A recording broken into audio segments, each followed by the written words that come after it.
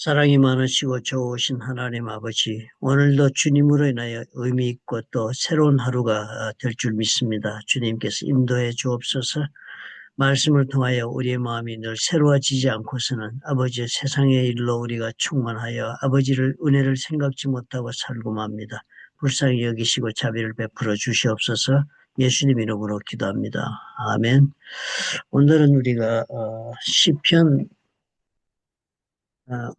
5월 30일입니다. 시편 40장 1절부터 17절에 역시 다윗의 기도를 적었습니다. 시편은 대부분이 다윗이 하나님을 찬양하고 자신의 문제를 고백하고 그리고 또 하나님께 자기의 그 기대를 또 소명하는 그런 내용으로 가득 찬 것이 시편들입니다.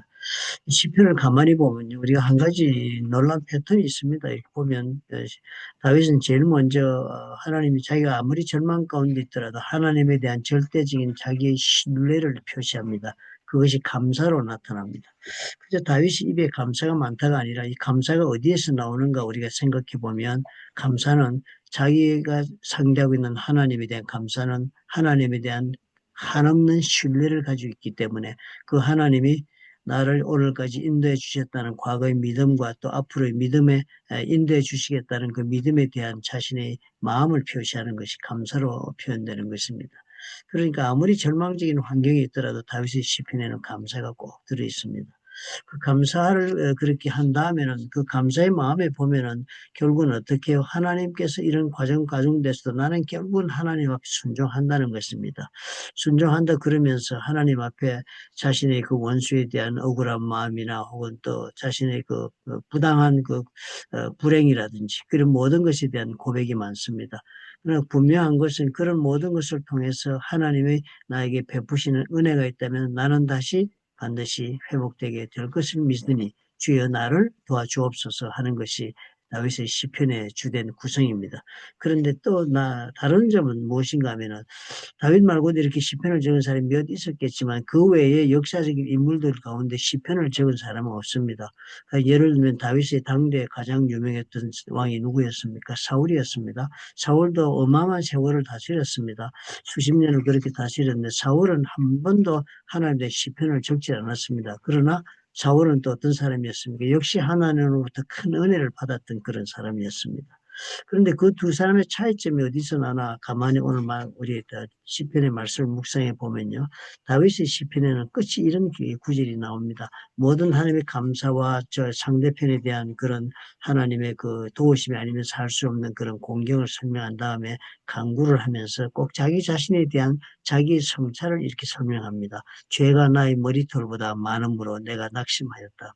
자기의 죄가 얼마나 많은가를 자기는 보고 있다는 것입니다. 사실 따지고 보면 다른 사람 어때요? 사울 같은 경우에 이 죄는 다윗과 비교되지 못할 정도로 더 많은 불순종의 죄를 저질렀지만 이런 고백이 사울에게는 없습니다. 그런데 그렇게 자기 자신을 보는 이 눈이 다릅니다. 그러나 이제 그 자기 자신이 그렇게 죄 가운데 있어서 사람들에게 정말 조속거리가 될 수밖에 없는 그런 비참한 존재라는 인식이 그 밑바닥에 깔려 있습니다. 그러나 그런 인식 있는 가운데 하나님이 나의 하나님이 되시니까 그 하나님은 나를 반드시 내가 하나님 오면 나를 건지신다 하는 그런 확신을 표시하고 있는 것입니다. 이 두 사람의 차이를 비교해 보면서 시편을 이해하려고 이렇게 생각하면 이 다윗의 마음을 우리가 잘 이해할 수 있고 무엇이 다윗이 이렇게 하나님 앞에서 정말 귀하게 하나님의 손에서 붙잡힘을 받고 하나님의 계획 가운데 자신의 인생을 살게 되었는가를 보여주는 큰 차이점이 된다고 저는 생각합니다. 사울과 다윗의 차이점 바로 이 점이었다. 어떤 문제든지 간에 그 문제를 하나님의 손에서 해결해 보려고 애를 썼다. 또 그렇다 그 말은 이 자신의 일어난 문제를 볼 때 자신의 관점에서 보지 않고 하나님의 관점에서 보려고 애를 썼습니다. 그것이 가장 첫 번째가 뭐였습니까? 자기 죄를 발견한 것입니다.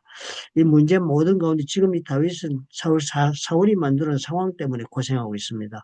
그렇지만 다윗은 언제나 하나님 앞에서 자기 자신의 문제를 바라보고 자기의 앞길을 하나님 앞에 간구하면서 언제나 하나님의 관점에서 자신의 문제를 해석하려고 노력하고 자기를 보았습니다. 그렇게 보니까 첫 번째 어떻게 자기 무지하고 부족하고 그리고 또 제대로 하나님 말씀에 순종하지 못한 것을 보게 되는 일이 벌어집니다. 하나님의 관점에서 자기를 보니까.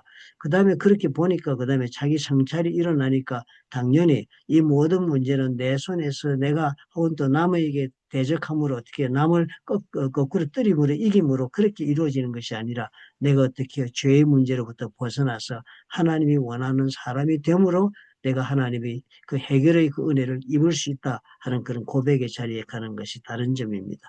사울과 그것이 극렬한 대비를 이루고 있습니다. 사울은 그렇지 않았습니다. 남들의 눈에 보이는 문제 그리고 실제 일어난 문제에 대한 자기 나름대로의 관점에서 해석과 설명 그리고 하나님의 그것을 일으켰기 때문에 자기 죄를 보지도 못할 뿐더러 하나님의 말씀에 대한 순종을 하지 못하고 있다는 것도 깨닫지 못하는 그런 사람으로 살고 말았습니다. 그러므로 하나님의 손에 우리가 과연 복된 삶, 하나님이 계획한 인생을 이루고자 한다면 이 점에서 우리가 노력을 해야 할 것입니다. 사울처럼 문제나 혹은 고통이 있을 때 그 문제나 고통을 자신의 입장에서 해결하려고 하지 말고 그리고 하나님의 입장에서 이 문제와 고통 속에 있는 나를 바라보는 그런 입장을 취할 수 있는 영적인 훈련이 있는 사람만이 하나님의 손에 쓰임받는 길에서 벗어나지 않고 또 하나님 손에 쓰임받아 열매 맺는 인생을 반드시 살 것이라는 확신을 다윗의 시편이 오늘 우리에게 주고 있다 가르쳐집니다.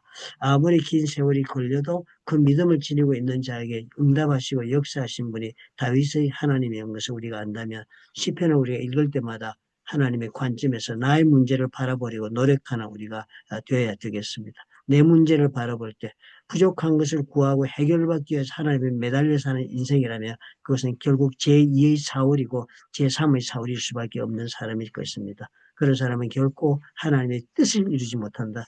내 손으로 이룬 것으로 내 인생을 사는 것이 아니라 하나님의 손으로 이루는 것이 사는 인생이라는 것을 배우는 것이 신앙이고 그것을 믿는 것이 하나님에 대한 신앙이라고 저는 생각합니다.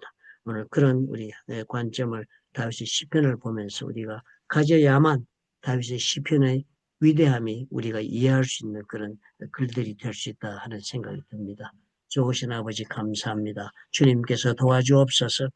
참으로 주님께서 함께 하시는 삶, 주님이 빚어진 인생이 얼마나 행복한 것인가를 우리가 알 수 있는 그런 기회가 되도록 다윗의 시편을 통하여 깨닫게 도와 주옵소서. 예수님 이름으로 기도합니다.